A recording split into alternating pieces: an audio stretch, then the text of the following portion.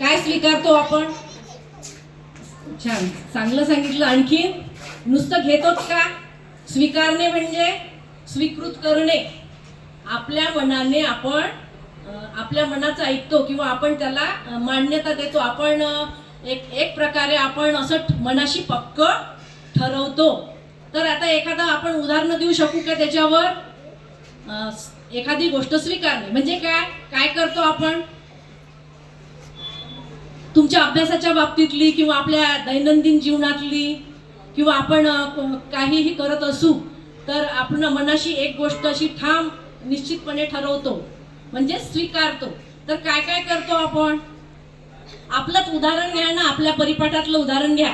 समजा उद्या इयत्ता 5व्या वर्गाचा परिपाठ आहे आणि तुम्हाला तो तयार करून तो सगळ्यांसमोर सादर करायचा आहे आणि तुम्हाला तो काय करावा लागेल? मग